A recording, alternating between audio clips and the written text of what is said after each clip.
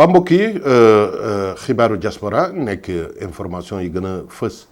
ci communauté sénégalaise bi nga xam ne ñoo nekk ci Europe ak bitim réew di nga koy def en collaboration chaque samedi en collaboration avec Yokku Rajo xanaa ñu commencé rek mbokk yi Italie nag moom dafa xew moo di ca consulat ba soxna su ñuy wax madame Wade nekk assistante sociale boo xam ne wax dëgg yàlla depuis 2007 mooy jàppale jigéen ñi ci cas sociaux yi moom madame Wade mbokk yi ñu yëg ne dafa jot lettre pour dem retraite moo tax ma ne àddina def lu baax rek a baax ba nga xam ne association yeeg fédération yi ak daayira ñu ci bëri wax dëgg yàlla dañoo fippu pour wax ñaan nguuru Sénégal ne mbir moomu wax dëgg yàlla nañ ko fi bàyyi waat ba ci kanam waaye nag mbir mi mbokk yi wax dëgg yàlla le groupe Mak FM ñoom ne nañ loolu lobbying bu baaxul te retraite moom su jotee képp koo xam ne yaa ngi liggéey indispensable kenn defu ko wax dëgg yàlla ñoom nee nañ waa groupe Mak FM su ngeen demee ci infomak.com da ngeen ko gis mu nekk wax dëgg yàlla ñoom nee nañ lobbying boobu dañ ko war a arrêté fexe yeneen jeunes yi gën a ndaw ñëw liggéey ca consulat ba loolu wax dëgg yàlla point de vue la de la presse waaw muy ma nekk Mbada Wade wax dëgg yàlla ñu bëri nag xam nañ ko loolu mooy li nga xam ne moo xew mbokk yi foofu ca consulat du Sénégal nag mbokk yi problème yi wax dëgg yàlla ci problème yi passeport muy mbirum passeport rek loolu moom da jógewu fa waaw maanaam da ngay teel a xëy pour nga mën déposer ba noppi teel a xëy aussi pour nga mën retirer problème bi nag moom monsieur Kouyaté wax na ko moom mi nga xam ne mooy consul général ba nee na c'est le problème exécutés locaux te tubaab yi kenn bëggatul luyee consulat du Sénégal ndax coow ak problème yi nga xam ne moom la ñuy def xanaa rek ñu ñaan rek yal na yàlla dimbali wax dëgg yàlla ba consulat bi am ay locaux yoo xam ne doomu sénégalais bu ñëw da nga mën xaj ci biir doo taxawaalu ci mbedd mi bay taxaw ci ay bar wala tilimal mbedd mi loolu mbokk yi mooy li nga xam ne moo xewoon foofu ca Italie ci Milan surtout nag waaw mbokk yi xanaa ñu dem ba Sénégal waaw di fàttalekul mbir mu métti loolu nga xam ne moo amoon il y a 12 ans muy bateau le Joola bateau bi nga xam ne ndeysaan wax dëgg yàlla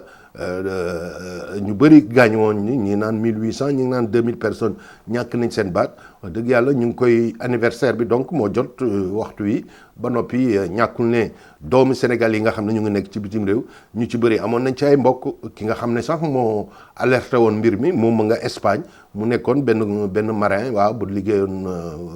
bu soldat bu doon liggéey ci mbirum bateau yi ki nga xam ne moo njëkk bi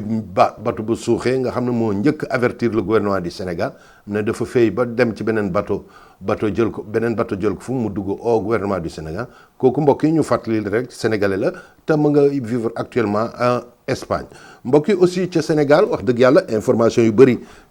tey ci xibaaru diaspora Sénégal la ñu jógee muy loolu ñuy wax recensement de la population waaw recensement de la population mbokk yi maanaam cooytu doomi Sénégal yi nga xam ne ñoo nekk ci biir Sénégal yëpp ñaata lañ toll waaw nee nañ léegi biir Sénégal 13,500,000 personnes ñoo fa dëkk waaw ñoo nekk ñu xam naa ne nag loolu boolewuñ ci doomi Sénégal yi nekk ci bitim réew waaw ci noonu la secrétaire d'État bi nga xam ne moo yore mbirum diaspora ñu koy wax Souleymane Jules Diop moom nee na wax dëgg yàlla li nga xam ne mooy mbébétam mooy lancer recensement de la population sénégalaise bi nga xam ne ñoo nekk ci bitim réew waaw ñi naan 3 millions lañ ñi nekk ci Sénégalais ci bitim réew ñi naan 4 millions lañ maanaam soo boolee 3 millions yeeg ya nekk bitim réew ak 13 millions nañu wax ne rek population Sénégal dans le monde yëpp presque 16 millions jege nañ ko di fàttaliwu rek ne mbokk yi foofu ca Sénégal aussi am na ay immigré waaw ay ñoo xam ne dañoo jógee bitim réew ñëw fa li ci ëpp nag gis nañ li dëkk ci immigré yi dëkk Sénégal gis nañ ne wax dëgg yàlla ay Guinée Mali ba ca Mauritanie foofu lañ jógee waaw di wax ni tubaab yi nga xam ne européens yi nga xam ne ñoo dëkk Sénégal ñu ngi koy xayma ci 5% maanaam téeméeri nit yu nekk juróomi téeméeri immigré yu nekk foofu ci Sénégal juróomi ñoo nekk européen li ci des yëpp ay africain lañ waaw mbokk yi donc loolu moo xewoon ca mbirum recensement population bi di wax ne aussi mbokk yi ci semaine bi loolu ñuy wax CNRA muy mbootaay mi nga xam ne moo toppatoo mbirum presse ak yooyu yëpp ñoom wax dëgg yàlla wax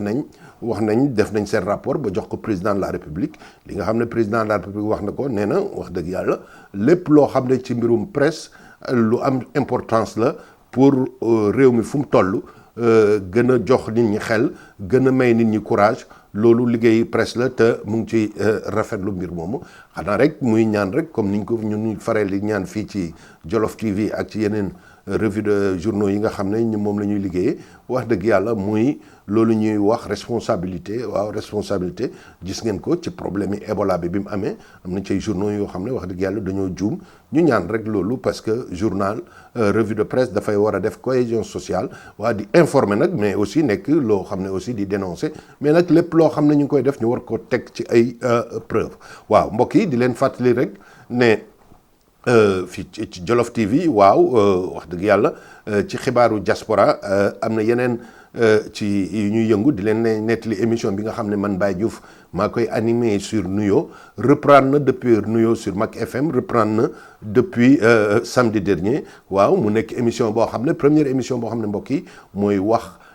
doomu sénégalais yi fi ñu dëkk la fa xew waa pas rek la xew suñu réew mais nag doomu sénégalais yi fi ñu dëkk aussi la fa xew loolu wax dëgg yàlla lu am importance la waaw di leen wax ne wax dëgg yàlla collaboration bu mag ñu ngi ko bëgg a def ci groupe de presse yi nga xam ne ñoo nekk fii ci Italie ak ci Europe surtout nag doomi diaspora yi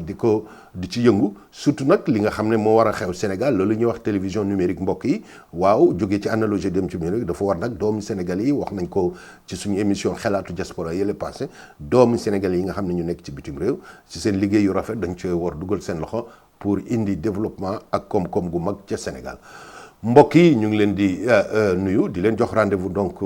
chaque samedi sur Jolof TV seen émission xibaaru diaspora di jox information yi nga xam ne ñoo gën a fës ci communauté sénégalaise bi nekk bitim réew jërëjëf ba samedi prochain jërëjëf